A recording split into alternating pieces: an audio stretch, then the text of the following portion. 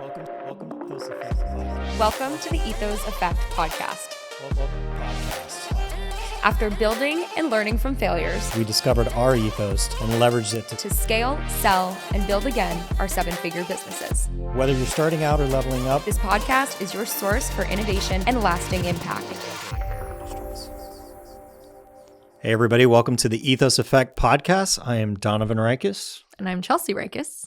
Today we have a friend, a client, a business owner, a leader, entrepreneur, Bryan Orr, who is the president of Kalo Services. Really great conversation, went a little bit longer than we usually have because we didn't want to cut it short. He, wow, what a visionary. And I like a lot of people, but I really like Bryan Orr and his wife, Leilani. Like, they are truly such incredible people with servant leadership hearts that are transforming their communities through people. And I think that was what the biggest takeaway for me was in this show was, and I believe in this wholeheartedly, the development of people, the guiding of people to their fullest potential. Mm-hmm. But the way that Bryan does it is so humble, right? Like, you see a lot of people out there talking about leadership and culture and people development, and it's always about them and the things that they are doing and the choices they make that trickle down in the business. But he takes a totally different approach where it's just people-centric. And we know this about him, but man, I love it. Yeah, it was great to honestly just steal an hour of his time to have a little bit more conversation. You know, he's been a client of ours for, I guess, going on 3 years, I think. And, you know, I've gotten a couple of things from him in that time. And, you know, in those 3 years, we haven't even had a ton of time to talk, but we have had to like troubleshoot, problem solve, that kind of thing. And I've taken away a couple lessons from him. So I really enjoyed just being able to throw some questions at him. I think everyone will enjoy it. So let's just get right into it. Bryan Orr on the Ethos Effect podcast. Hi there. Welcome to the Ethos Effect podcast. I'm your host, Chelsea Ryckis. Here is my husband, Donovan Ryckis, and one of my favorite people in the world, our guest today, Bryan Orr. Bryan, thank you for being here. Yeah, thanks for having me. This is super, super fun. Well, I know a little bit about you, obviously, so I'll kind of give our audience some things, but then we're going to let you obviously elaborate. So we have president of Kalo Services out in Claremont. We have author, which we're going to talk a lot about the book today, and then podcast host / YouTube personality / educator. What are we missing? Father of 10. I was going to say the biggest one. That's Thank actually you. the weirdest thing about me that makes people very uncomfortable. I was about to say, yeah, I've heard he's a dad. Yeah. Yeah. Congratulations on 10 that. times. Yeah. That's awesome. So what should everyone know about you other than all of those things, just to kind of kick us off? Like, how did your entrepreneurial journey start? Tell us a little bit. Yeah. So I guess I come from a family of entrepreneurs, both on my mom's side and on my dad's side. And so it's funny when people talk about entrepreneurship as though it's a decision that you make. It's sort of just what I always felt like I was going to do, I guess. I actually did start by working for other people, but I always kind of knew there was going to be stuff that I created in the world myself and didn't know what that was going to look like. But it ended up that I focused most of my career on HVAC. But even then, that wasn't like, I don't know. I'm going to jump right into a quote here, but Mike Rose says that you don't have to always be passionate about what you do, but you need to bring your passion everywhere you go. And that's how I've always felt naturally. It's like, if I'm going to do something, I'm going to be passionate about it. I'm going to be excited about it. And that was always encouraged in me by my parents and grandparents and all that. So Mike Rowe, host of Dirty Jobs. Host of Dirty Jobs. Yeah. Yes. He's sort of in the trades, he's kind of a thought leader. You know, Of he's course. the guy we all look to because he says so much of what we're all thinking, even though he's actually, you know, former, shopping network host and opera singer. Not and, Okay. Right. So like not a tradesman himself. I was like, am I making this up? But I thought he was, right. Which is what I like. That's Yeah. one of the things I like about him is he's very open about that. That Yeah. like, I'm not actually that guy myself, but Right. I value it. So That's That cool. is interesting. So I don't know if a lot of our guests know, but my mom and dad run a roofing company in Canada. My twin brother is poised to take over the company. mm-hmm. He has never worked for another roofing company. Right. And I'm curious to know, like, do you feel like the experience of you working for other general contractors or whatever the businesses that you were in, did that help you in eventually taking over your family company, and why? Yeah. It did. We're a little unique also in that, like, so when I decided I wanted to get into the trades, for me, I just always wanted to work with my hands. I really enjoyed solving problems tactily. When I decided I want to get into the trades, I specifically decided I didn't want to do the same thing my dad did, and I don't think I knew why at the time, but it is that sort of independent streak, that we all have. And so I went into HVAC, heating, ventilating, and air conditioning. And my dad was a electrician and then a general contractor. So we always kind of had a mix. So even when we started Kalos, it was, we co-founded the business. We had our separate kind of lanes that we operated in. And for us, that was necessary. Very strong personalities, and we needed to have our own space to grow and develop, as much as we love each other and work really well together. So it's a little bit of a different dynamic, but I do think I don't think it's better or worse. I think it's just different. Mm-hmm. When you're in a situation that you've worked under the same business for a really long time, you have a lot of really important tribal knowledge. Yes. And experience that's super helpful, but there's the confidence side that can be tricky to find, and that's something that we were actually talking about this. Like I work a lot to give people confidence to, like, hey, you can do this. Like all you have to do is just learn a couple things. Yeah. And usually it's not that complicated. Just take some practice to apply it. And you can absolutely be successful and take things that maybe previously were held back because of differences. Like every generation has its own differences in value systems and ways of being that can be a huge advantage moving a business forward. So Absolutely. And then, obviously we know a good bit about Kalos today, but when was it founded and like, how was that process? Because what I've seen, just knowing your company since we work together is kind of the hockey stick of employees and headcount, right, over the past couple of years. Yeah. But when was that started? What was that process like? Yeah, so 2005, we started the business, and it started off as just three of us. So my dad, my uncle, and I. Very quickly, we brought on more people to sort of do specialties. But our initial idea was like, we're just going to serve one customer at a time. So that was always my dad's approach in the general contracting business is you find a client that you want to work with, and then you really tailor services to that client. And that has really served us well and has been a big part of our growth. But what has allowed us to grow in a market differently is we've really focused on developing people. And ultimately, I'm even a little uncomfortable with saying developing people because people develop themselves, but you create space and support and context for development, a context for growth. And a lot of that comes down to hope. People have to have hope that there's a reason to grow, a reason to move in a particular direction. So that's really how Kalos has grown. We've still kept that mindset of, as we are able to serve new clients, that we really do look at them as individuals, and not as individual corporations, but as the humans within those businesses, and understanding their fears and desires and needs and tailoring to that. So I think that's it's been a journey, and we hit that space probably 5 years in where it's like, this is never going to work. This is a disaster. This is terrible. Why did we do this? A lot of businesses face that. But since that time, we just have continued to develop people, and people have continued to grow, and then that makes for a really nice place to work. So is that the things you were just talking about? Is that like kind of like the early stages of developing people and careers and positions and accountability? Is that kind of what led to that point early in where you're like, this is not? Yeah, it's a lot of it is that you hit a point.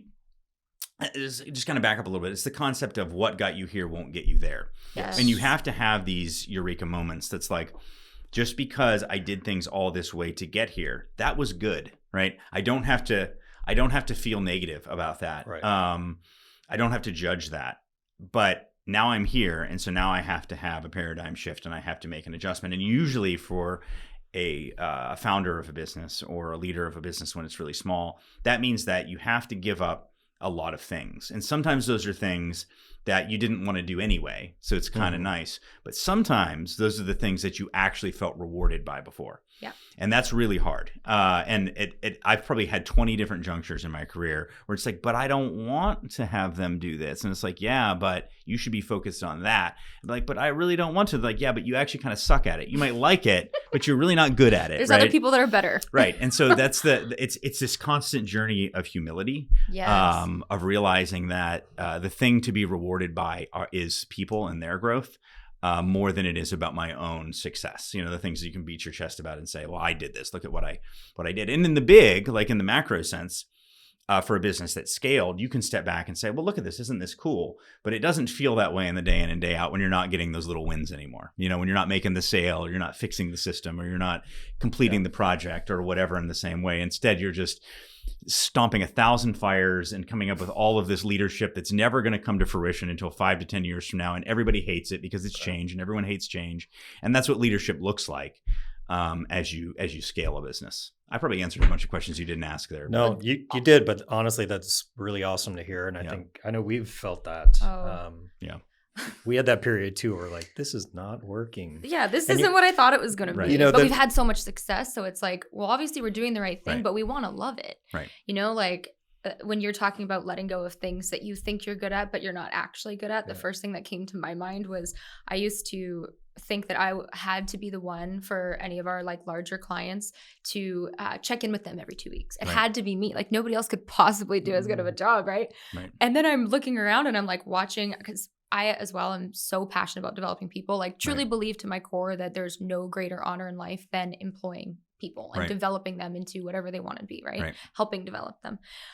Anyways, long story short, I actually am not that great. Like I kind of just come in and like fuck things up and then like create a bunch of work for my team and just like shoot the crap. And it's not, maybe once in a while, it's great. You know, like I can develop my relationships outside of that 1 hour of client focused work. So that was definitely a moment for me where I was like, okay, but we've had a ton of those. But I find your story so interesting, especially on the scaling side. So talk a little bit about like operations and scaling. Like I know I really want to dive more into the people side, but talk about like KPIs, business metrics, scaling. Like if there's somebody listening that maybe they've got 20, 50 employees and they want to be over 500. Right. What do you So say? step one is you need to have people enrolled in creating that who A, have stakes in it, and B, are actually bent that way, where they really like that sort of thing. And so for me, that's Jesse Clairbout. Jesse's my RVP of operations on the mechanical side. He really likes that stuff. I like it too because I like the results of it. But like, I'm not a numbers guy. We talked about this.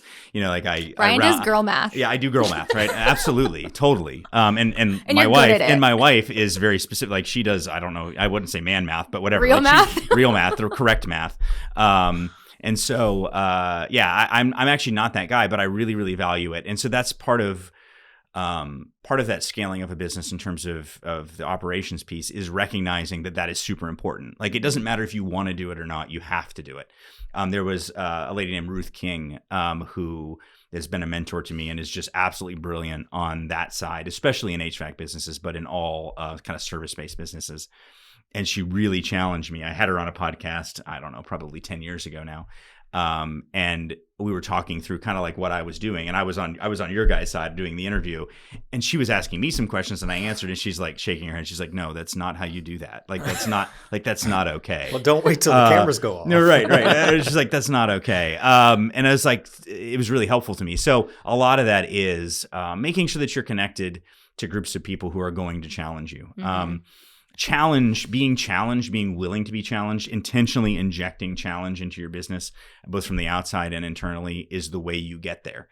Because you're never going to have the perfect set of KPIs and standards and training manuals and processes and procedures initially. It's always that iterative process and that commitment to not being lazy about it. And that's what happens in a lot of cases. Leaders get like, hey, I'm comfortable now. I'm fine. Yeah, but your people aren't. Right. Like this is not serving them. They're not clear on what their rewards and incentives are. They're not clear on the direction of the company. So you have to keep pushing and allowing others to push you in those directions. So that's not specific, but yeah, you have to document things. You have to just to give you one specific thing. Like I'm a massive user of Loom now because I can get information and create information and have it transcribed and have that created into documentation for things really, really quickly. So stuff like that, using tools, whatever works for you in order to make sure you're getting things organized so that you don't have to keep reinventing the same wheel over and over and over again every time it comes up.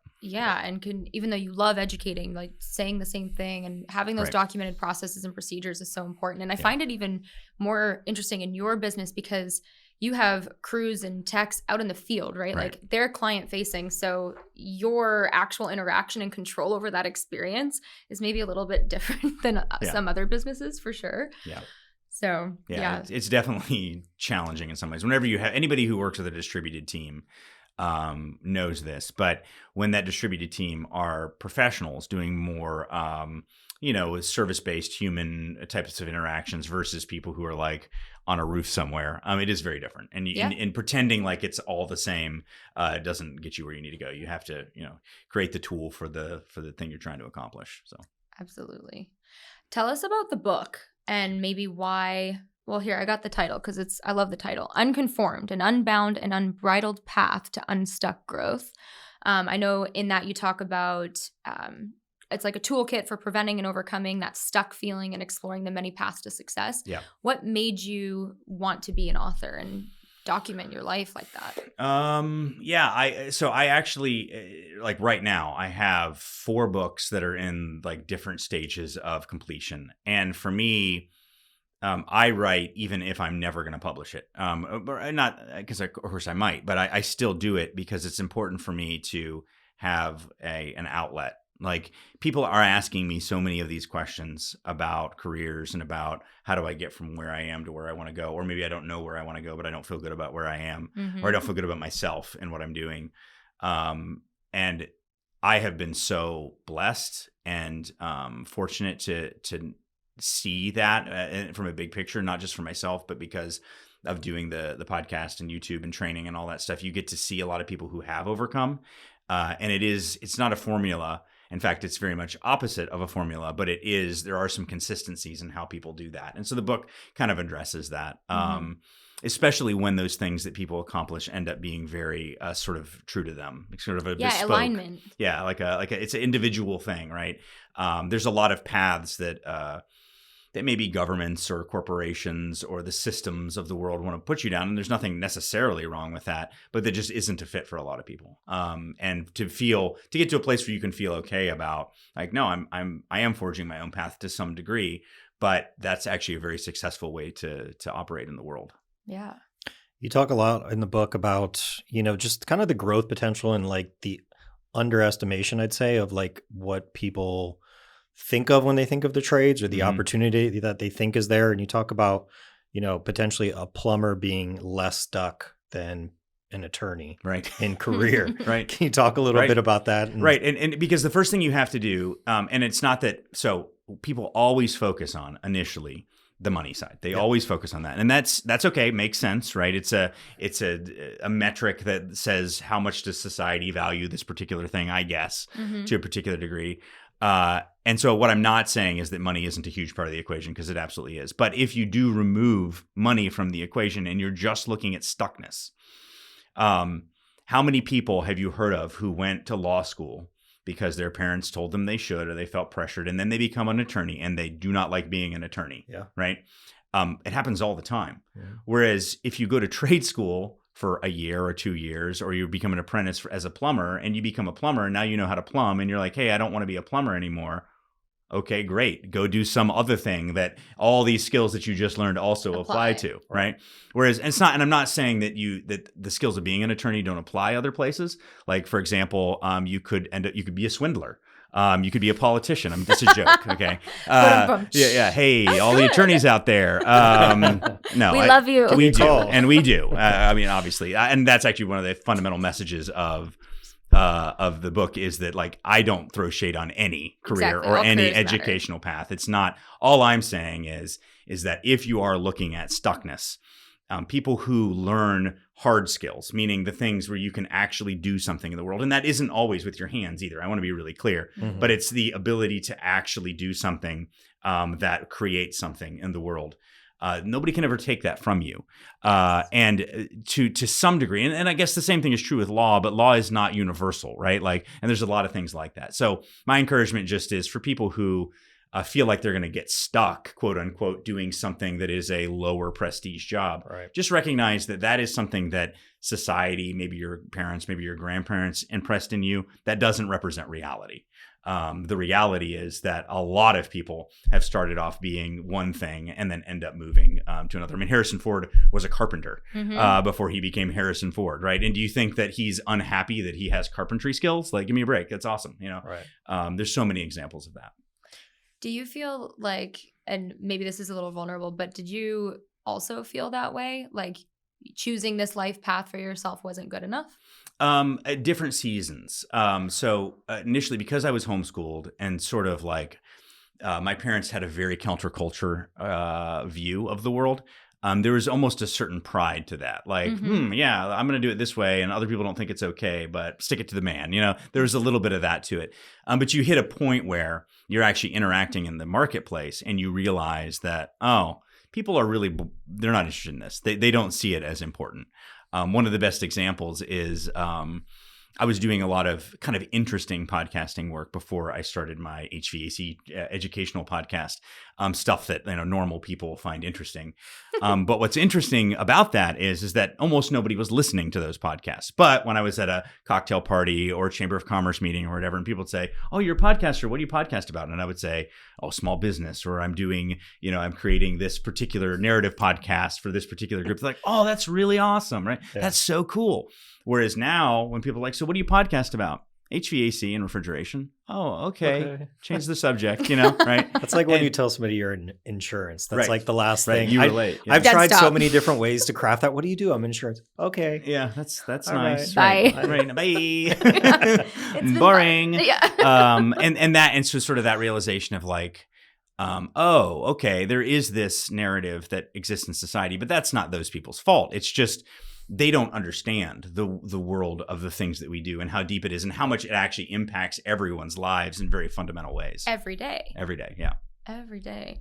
Mantastic Voyage. Oh boy, I didn't think we were going to bring this up. I was going to What let it was go. that? Wow. I don't know. Let's talk failures. Okay, sure. Okay, that's good. Is that a good segue? That's fine. That's a much better segue. Yeah. So we were joking around about that. That was the name of a very short-lived podcast that I did with my brother, and it's a tongue-in-cheek name. Okay, it's a joke name. I regret it. I regret a lot of things. But yeah, I had a web startup. I've done lots of really odd things. I've done a bunch of different podcasts that never ended up scaling, that never really went anywhere, in the sense that it never built people clapping. It's not like there wasn't the masses saying hooray for any of that. But all of that building is its own reward, but also it really does create resilience, because you learn that you're not always doing everything to make people clap. You're not always doing things because you want affirmation from everyone. Sometimes you do it because it's worth it. And sometimes it's worth it for other people in a way that they just don't understand, like the stuff we were just talking about with our careers. But sometimes we do it because it's worth it for us, because we really fundamentally learn how to do something new, or we learn something significant about ourselves. I mean, you hear, I'm a huge podcast listener, and I listen to a lot of these like celebrity story podcasts and all this. I just listened to one that was fantastic with Jewel talking about her story. She's an amazing story. But when you break down all of these stories, like sometimes the real value is just for us. And so my web startup it was called Mention Tribe. It was the ability for small businesses to create like affiliate type programs. And I did all this work and spent all this money and took money from friends and family because they were like excited. I pitched, and I can pitch a good vision because I can talk a lot. And so they're like, "Yeah, we want to invest." And so they gave me money, and then I ended up losing it. Like it just didn't work. But out of that, came a small business podcast. Out of that came a bunch of other stuff that I did. And then out of that came my online presence with HVAC School, which is objectively successful, at least in the space that I'm in. And so there is now money, and there are a lot of people clapping. And now I can take that and say like, "Hey, those of you who invested in me, hey, here's a check. Thank you for believing in me," which feels really great. So Heck yeah. yeah, that's fun. Oh my gosh, I love it. So you were kind of just doing things that you felt interested in at the time, not really knowing where it would go. And in your book, you kind of talk about like wide, narrow, wide. Yeah. So, and I think you talk about it both in the aspect of like people that you would want to hire and develop, but also I think your path Yeah. of like you want to explain that? Yeah. Wide, narrow, wide is actually it's actually another book that I have mostly done that's just on that topic. That Leilani is writing with me actually.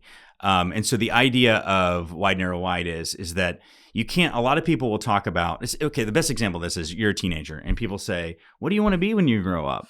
And it's like, and you have to make up something, right? I mean, I don't know if you relate to this, but I always felt that way. It's like I got to make up something because that's what they expect. What did you tell people? I don't remember. I think I said, I'm trying. Actually, that's a good question. I don't know what I said. I think I said an engineer or something like that. What did you tell people? Fireman. Okay. I said the first female elected female prime minister of Canada. Oh, wow. So is that still in the... Hell's in the nose. Okay, all right. Actually, I just became an American citizen on January 18th. Okay, congrats. Thank you. So maybe I'll be the president. Yeah. I'm just kidding. I'm really interested, though, in this book with Leilani. We need to, after you get through this, give like a huge shout out to her because holy crap, amazing woman. Sure. Yeah, and she actually is an incredible writer. Yeah, she has another book, right? Doesn't she have her own book? Yep. So did you guys like meet and learn your passion for writing together, or? No, I don't know. Like she's a much better writer than I am. Like she's very. Does she edit your work? She has in the past, but now I've actually gotten other editors. I have her review it for sure, but the kind of detailed editing is, she's got her own work she's doing, so I don't expect her to, just edit mine. But yeah, she's a very good writer. She's very structured, and she's very good at the grammar and all that stuff. Where I'm just humor. She's very super funny. It's hard though sometimes to be edited by your spouse, isn't it? It is because it's like you're editing my thoughts, right? Like I wanted you to make sure it was okay, but like sometimes don't tell me it's wrong. I'll give her like an article I wrote for a magazine or something. She starts getting into it. I'm like, ouch. Yeah, right. Yeah, that hurts. Like I don't. Yeah. No, it's very true. And Thank you. I mean, we could do a whole other podcast on that of like learning how to work with your spouse in different spaces like this. It's really interesting.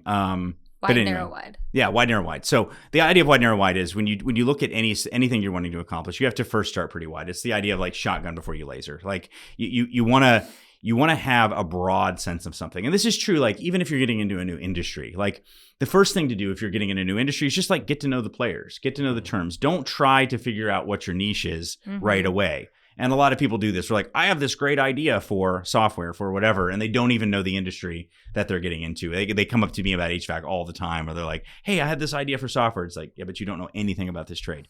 So you go really wide first, just understand. And that doesn't mean shallow, but you're just not trying to go super deep in one area yet because you don't really know where the fit is. Once you find something that resonates, and that resonance can happen because it's a set of experiences that you've previously had that gives you some sort of an advantage. It could be something that you're super excited about. You just find very interesting. For me, that's usually what it is. It's like, I just think this is really cool, really interesting.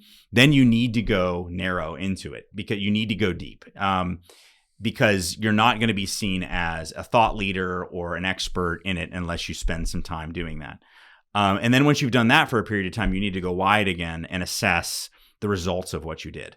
And I'm saying need here. Of course, none of this is a need, but in terms of if you want to be able to scale, if you want to be able to complete a lot of different projects and move in a lot of different directions, potentially, you have to have a pattern of doing that. And the second wide, that third step is really that sort of that Kaizen phase the Japanese talk about. Like, okay, now I'm going to improve on what I decided. And sometimes it's completely scrap it and start something else, because that's something that people talk about a lot. It's like, how do I know when this isn't working?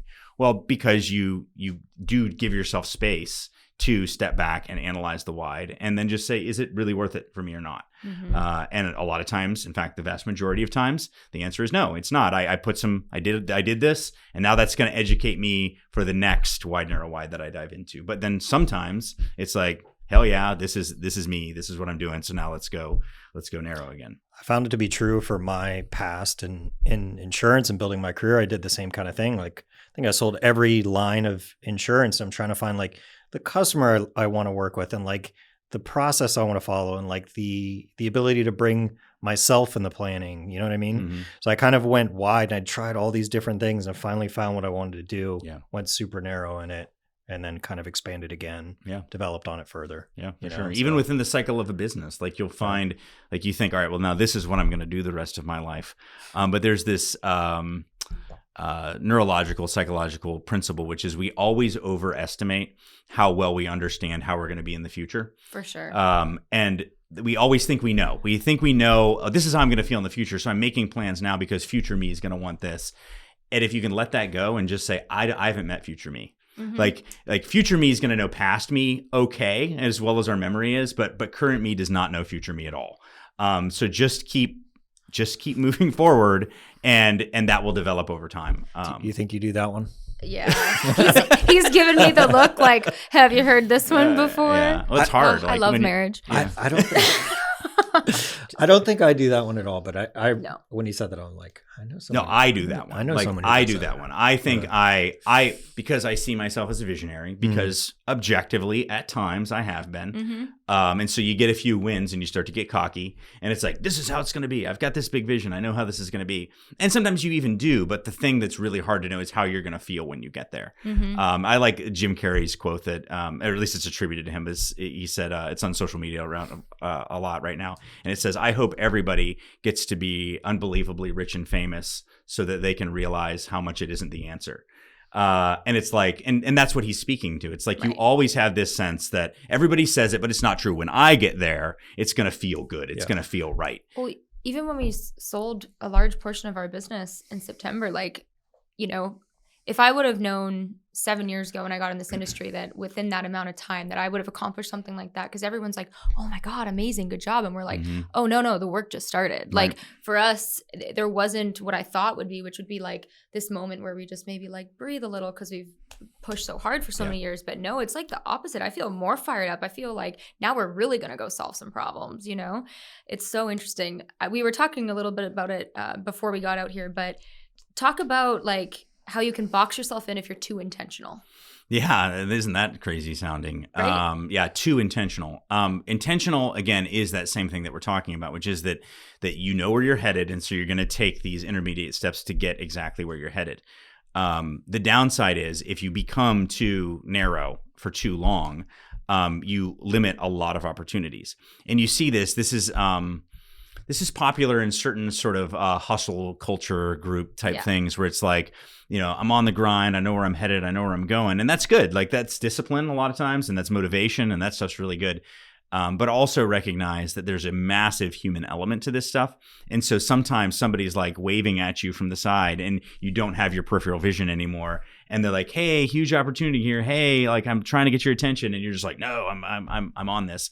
Another side of it is also you can often begin to stop being in tune with what your interests are or what your passions are or what your bend is. And that can also be a problem because then you end up, it's sort of like, you know, the multiverse, you know, like you end up taking this one path so far away that you no longer recognize yourself. Like you're not who you wanted to be. It's something that Leilani told me the other day about some way I was behaving that was just hit me so freaking hard. She's like, this isn't who you want to be. I was like, you're right. It's not. And I hate that. And it often is because you'll be like, well, that's undisciplined. Often it's because I'm actually laser focused on something that is not really core. It's important, but it's not the main thing. And so it's that constant kind of like resetting to one of the main things is being human. And being human means being open to other humans, other possibilities, and being open to change. And that's like a huge part of what humility is.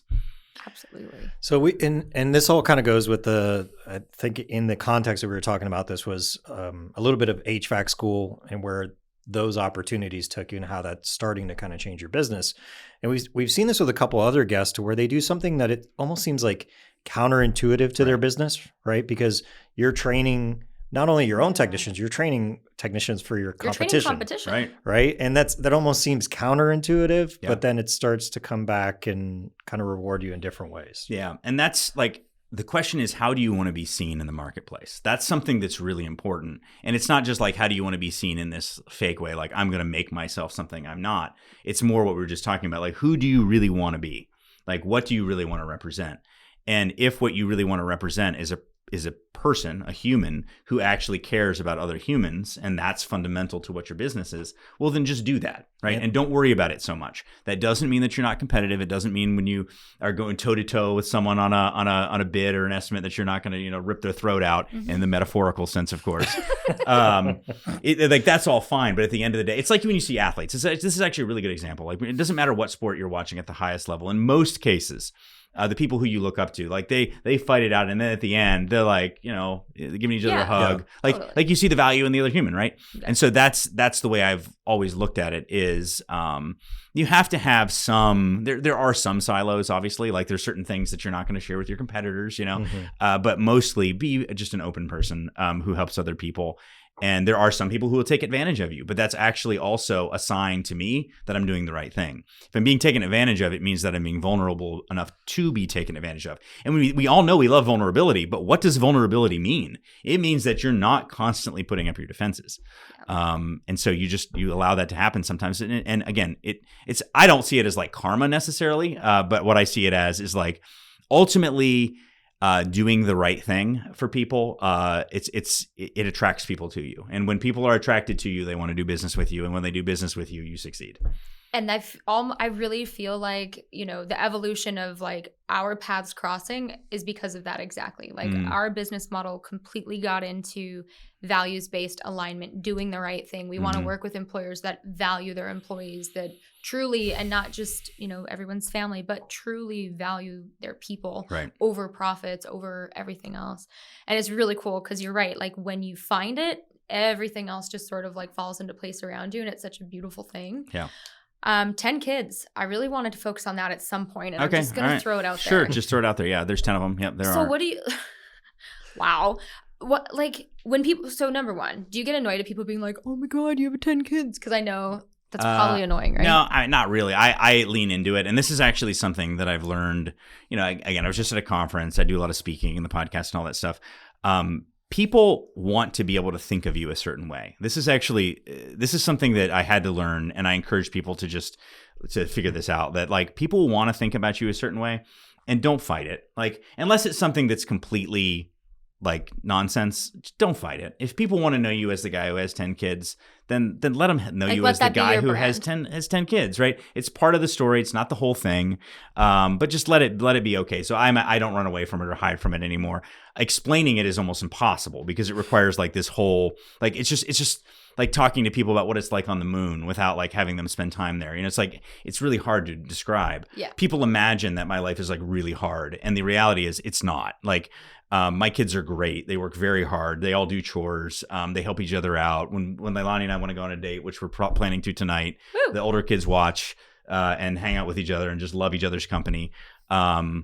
It's just a different dynamic. Even parenting isn't the same. Like it's like parenting at scale. It's similar. You know what I mean? Like you're doing everything at scale. And a lot of people are super like, well, that's not how you should parent. It's like, okay, but meet my kids. Like they're great, and like objectively great. They're unique. They're interesting. They're fiery. All of them homeschooled? They're all homeschooled. Yep, they were all homeschooled all the way up through. My oldest sons are both working in the trades. My oldest son is 22, owns a house.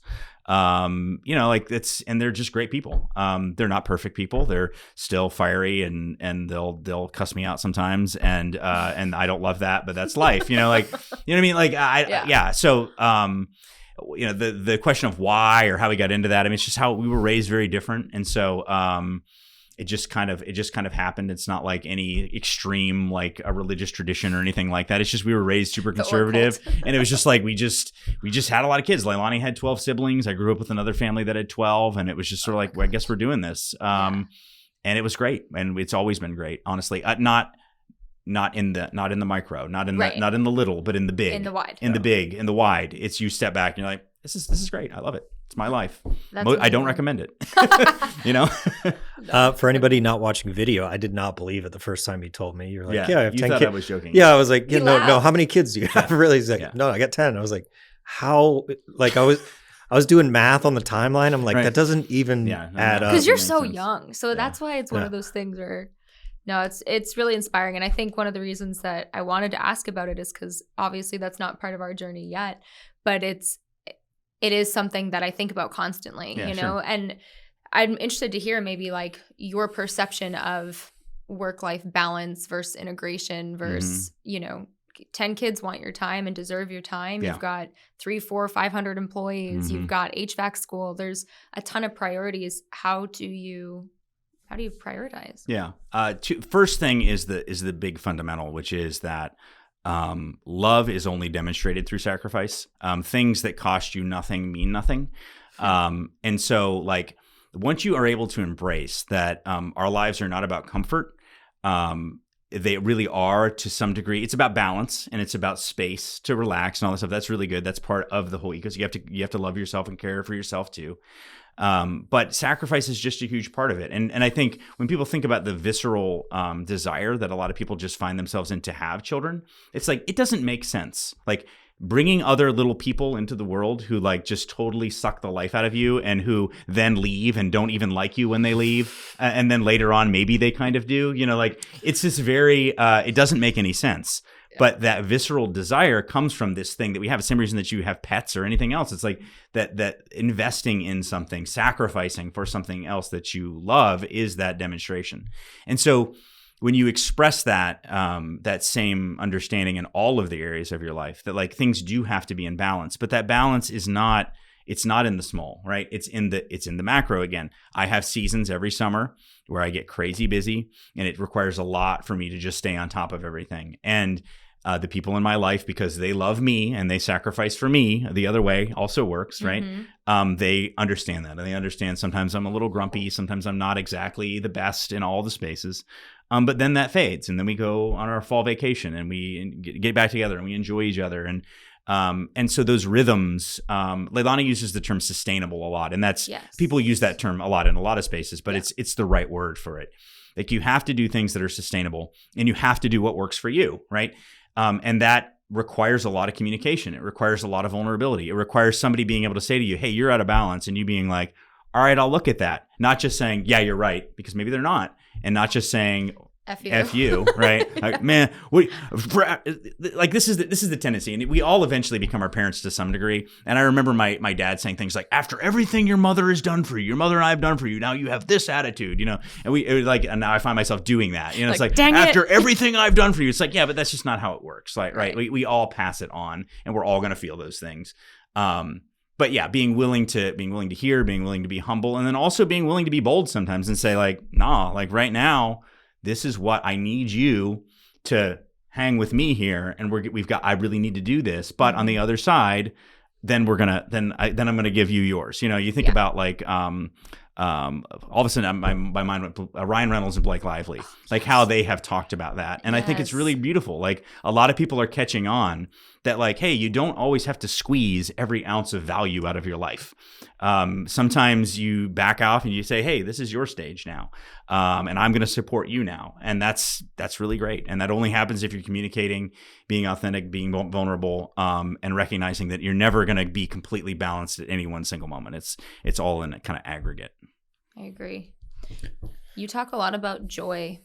Yes. And I found that really interesting, especially from like the trades perspective, right? Just that vulnerability and joy. Do you think there's like, for you, a secret to the joy in your life? Like, is it a choice? Is it something where you're like, I'm grateful and I'm gonna lean into this joy? Or is it just because of what's around you, you literally feel joyful? Like, how do people find joy if they don't know? Yeah, and so I think it's actually the opposite. A lot of things are. So I talk about joy. Think about Robin Williams. Like Leilani and I watched a Robin Williams movie the other night, and we were just like, it's like, man, this is actually hard to watch now. Like it kind of is but like a lot of times the happiest people, like the people who express the most happiness, is because the pain inside is very deep. The depth of emotion. And they don't want other people to feel what they feel. They see that it's so destructive. And that's how I am. Like I am naturally a very unjoyful person. I am natural setting 0 point with me is negative and ghastly, honestly. Like it's dark, right? And so but because of that, I see every time I snap out of it and I can see all these beautiful people in my life who are joyful. And who bring that to my life, I'm like, that is what I want. That is what I want for other people, and that is what I want for me. And so I think that again, like when you know the darkness, the light is that much more bright. That's how I feel. And there's parts of me that are very, very dark. So that's not to be like feel sorry for Bryan time. It's mostly just that like it's just that like I think that's part of it, right? I mean, like it's like the yin and the yang. It's that thing that is healthy, and being able to see for other people like, man, I know what it means to be a tradesperson and to get called out at 2 a.m. by this entitled person who, you're fixing the AC in their master bedroom. They have 6 other units in their fancy house in Windermere, and you're getting called out of your bed and they're screaming at you. And then when you get there, they yell at you and they act like you're garbage. And like, I never want people to have that experience. Yeah. I don't want them to feel the way that I felt when those things happened. And so you kind of express that. And so to be able to give that courage, to be able to encourage, we talked about that a little bit, to be able to give courage to other people by saying like, this can be joyful. This can be, it isn't always going to be, but it can be, is something that I want to talk about a lot and impart, because I think it's super important. Like, you have to have that light. When people get stuck in the darkness for too long, it really can destroy. And I've seen so many tradespeople, so many craftspeople whose lives have been destroyed because they just keep moving to the dark. Yeah. Like they don't take those little glimmers of light and move towards that. Yes. Use that as motivation and action. Yeah. For sure. Yeah. For sure. Sorry, I always gets really deep with me sometimes. No, dude, I love it. It's a little intense. No, I live for it. I truly do. And I just think, people, I feel like the best business leaders are the ones that are willing to have these kind of conversations, and like when I hear you speak, and every time I'm around you, I'm like, yes, like these are the conversations I want to be having like all day, every day. Mm-hmm. But I just think about how lucky your teams are, the people that work with you every single day, like the opportunity and the responsibility ultimately that you have because you are in a position to make such impact. Speaking of which, talk me through the career development and the people development. I know that's a huge part of your business, and you shared that's ultimately hopefully where your role will evolve to, is where you're specifically focused on people. What does that tangibly look like for businesses? Mm-hmm. So it's a lot of things. The place that I always encourage people to start is to put people in positions of leadership who actually have the heart of a teacher as much as possible. So it's not going to be 100%, but as much as you can. We talk about it as being role models. So this is the huge focus within Kalos, has been for a while, but really doubling down on this right now, that if I have a group of people who I'm expecting to report to someone, we traditionally think like, all right, well, you need to have managers, and managers need to have management skill. And that means like management training, leadership training, college education in that space. You can sometimes have tracks where that's actually a different thing. Like, so you have people who do that, but then you really have this direct line of people who are role models and inspirational, and they are still the leaders of the company. A good example of this is like, I'm not a great manager. I'm really not. I get, when I get in the weeds with people, I say things I shouldn't say. Like this is everything has two sides of a coin, right? So you're like, it's so cool that you're willing to talk openly about all this stuff, but imagine in an HR situation, what a nightmare I am. Oh, for sure. Like an absolute nightmare. When people try to bring their like stuff to me, that's like super like not cool. I'm like, hey, wait, there's your problem right there. Yeah, like, let me what's tell your you. deal? Like, you need to get this straight. And HR's like, Don't do that. all right, just say the professional words you're supposed to say. And so that's where like it actually creates a problem. And so, but you need those people. You just need them to be in like a space. So that's step one, is to have role models, to have people who people can look up to, who can communicate and who can teach. But then from there, it's all the stuff we already know, right? You have to document processes. Yeah. You have to have really solid onboarding. That's massive. And we didn't have it for years. And now that we have it, so much better, right? Yeah. People know what to expect. And they're cared for by people who care for people. Not for people who are in a position to care for people, but actually don't give a dang. Yes. And that's so often what happens. Yes.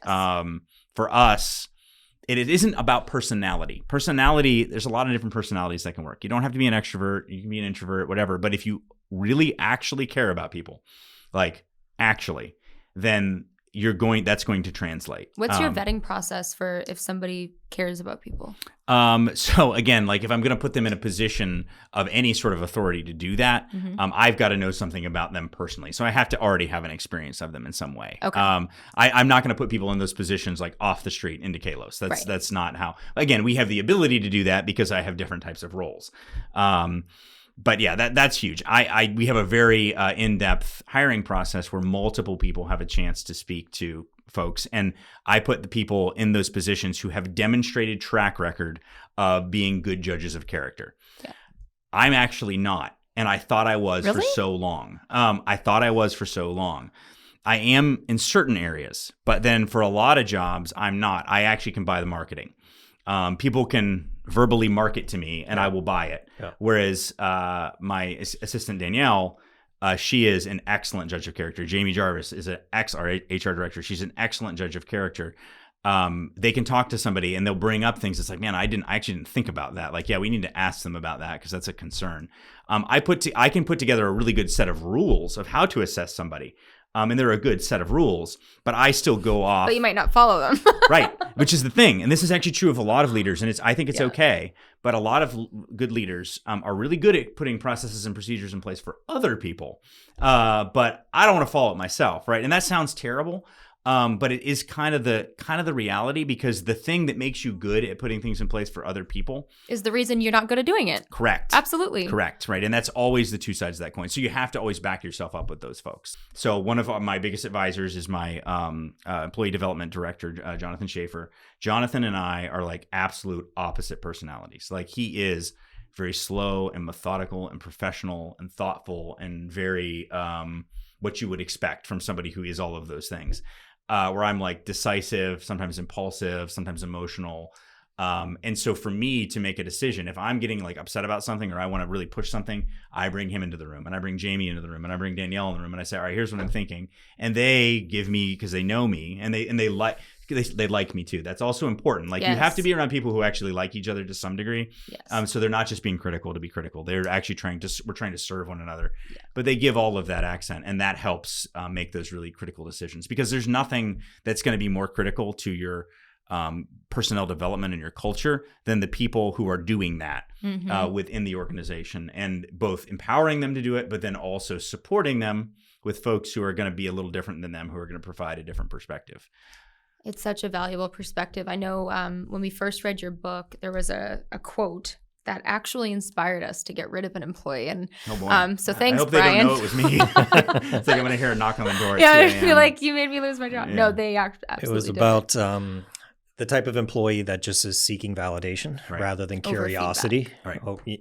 You also had a great quote in there about feedback and not necessarily wanting it. So kind of like when our wives edit our written work. I say, hey, can you look at this for me? And I'm like, I didn't want you to actually say mean things. I wanted you to say that it was great. You know, like, that's what validation is. Yeah, I wanted validation. I didn't want the feedback. Right. That's what it feels like. But no, there was something in there, and it was a paragraph or two, and it was talking about the type of employee that is really doing something just for the validation so that everybody can tell them how great they are, but they have zero curiosity. They're not trying to learn. If you try to point them in the direction of like expanding on something or, you know, looking into it further, they don't. Right. And you'll know that. Like, this is something I talk about all the time and think about all the time, is that ultimately people do what they want to do. Right. Yes. Humans are individuals. So many conversations in business are about like, how do I get people to do X, Y, Z? It's like, you don't get people to do things. You create pathways. Basically, you clear paths so that they can do what they already wanted to do. They can be who they already wanted to be. We're not their parents, right? Yeah. And if you treat people like they are children, or like you can get them to do things, that's not really how that works anyway. Yeah. Motivation is more about alignment than it is anything else. And so when you find somebody who's like, and they're often the people who will say things like some version of like, I just want to know how you want me to do it. And they'll come back to you 1,000 times and like, well, what do you think about this? It's like, I already told you that this is yours. Like, this is you now. And if you bring it back to me at the end, I'll give feedback, but it's not criticism. It's just like, this is what I think, but I'm only one voice. Like, I don't decide everything. It's really funny. And this is a really low stakes thing. But like Danielle, always she does a lot of the creative stuff with very creative people who have really great eye for things.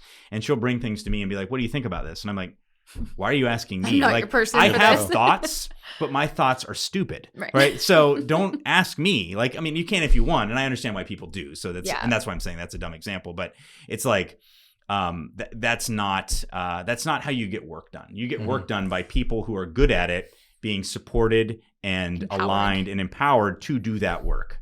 And recognizing that they're not always going to do it perfect, even when they're good at it, just like I don't always do it perfect, even when I'm not good at it. So we don't constantly have to be like throwing shade on each other. Yeah. But the feedback loop is super, super important. It's just part of it. Yeah. When we started really focusing a few years ago on like values-based hiring, the conversations in the workplace on a daily changed. So instead of it, you were hired to solve a problem. We share the same values. You exemplify the values of the company, and you're going to do the right thing, and empowering people that way. And then, like you said, giving them that pathway, it has been such a game changer. And it's intriguing to me to see, like, this isn't like a small business problem or a mid-market or a large market. It's truly a leadership problem where, like, you don't understand that micromanagement or stifling people's ability to grow and be their own guide it's so detrimental to business, and it's hard to quantify, right? Like, it's hard to be like, oh, my shitty leadership cost the business this year. Right. You know, I've literally had those years where I hired a leadership coach, I hired an executive coach, because I'm like, I suck. Like, we did a survey with the team, and I was micromanaging the shit out of everybody, and no one liked me. And I was like, I thought I was likable. This sucks. But you have to look in the mirror and, like, go all in. And then, so cool, this came full circle when you're willing to get feedback, do something about it. This year, I'm speaking at a conference in Denver on, like, building that culture of feedback and accountability. And I actually want to talk to you before I do it, because I think you're going to have some insights that I want to steal. Oh, thanks. Sure. I'm always happy to be stolen from. It's good. Yeah. Yeah, I was going to ask you, you know, one of the things I first remember from when we got to spend time, like, outside of the workplace was at the Magic game. Right. So we're there, you have 300 plus employees, you have 10 kids, we're in a box, there's 10 people there. And I was kind of taken back by your ability to be present and, like, sit there and have a conversation. You were, like, kind of inquiring on our business and the way we do things and the way you cared. The way you saw a position. But I was mainly taken back by, like, just your ability to be present. Cause, like, I realized that when I get in moments in social situations, sometimes I can think about my work and think about this. And I kind of got my head up my ass, and I'm like, here's Bryan. I know he's got, like, 10x the things going on that I do, but he's, like, right giving there. me time. Is that easy for you? Is that something that's intention, or did I catch you on the right day? It is not easy for me. Okay. And yes, you probably did catch me on the right day, but it is something that I recognize as being super important. Super, super important. Now, it's kind of unfair for you guys because I really like you guys and I like your business model. So that makes it easy. I think it's cool what you're doing. I am a very interest-driven person. So when I am interested in something, I can be very focused and very present. So that's a little bit of an unfair advantage. But I am like you, where at times I struggle. Like, I realize my mind is drifting. But recognizing that is not okay, that you do need to be present with the people. And it's not just like, you can't make excuses for yourself. I've done this a lot in different spaces in my life where it's like, well, you know, I've got a lot going on. And so whatever, and because people even give you an out a lot, for me, especially, they'll give me an out. Well, it's like, hey, I get it. You got a lot of employees, you got all these kids, you know, Right. It's like, yeah, but no. Like, yeah, but no. If I said if I'm going to be here, then I need to be here. If I said I was going to do this, then I need to do this. And I'm not perfect at it. But a lot of that also is developed through, and you guys doing this, you're going to find this. You do develop a muscle, which is because you really want to have good conversations with people. You really want to connect to people and be present, that you recognize that if you don't do it, then it's not going to be a good experience for you or for them. Right. And that hurts in the same way that hiring the wrong employee is painful.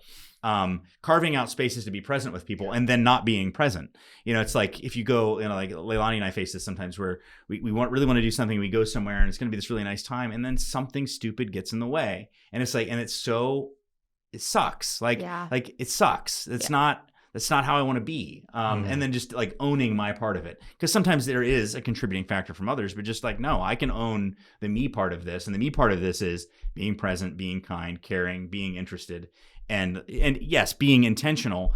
But again, it's that micro thing of like, take your passion wherever you go. If I'm going to be in a conversation about healthcare and how you guys are disrupting healthcare, then I want to understand that because I think it's really cool. And I think it's neat and I want to know about it. So that makes sense. Yeah. So Ethos Effect podcast, right? It's about the ripple effect of people like you and their why and how that ultimately transforms industries, impacts people. If you had to verbalize your ethos, what would you say? You know, it's funny how I would describe it evolves. I actually don't think that it is that different. I used to say things like, a lot actually, me and a group of people used to say things like, we want to transform the HVAC industry. And then I realized just that there is a hubris to that, an ego to that. It's not wrong, but that actually isn't true to me. What I really think I want to do is support, encourage, empower people who are excited and passionate about doing good work. It's people who are everybody's selfish to some degree, right? Everybody has self-interest. Everybody is wanting to care for their own families and their own people, and that's good. That's healthy.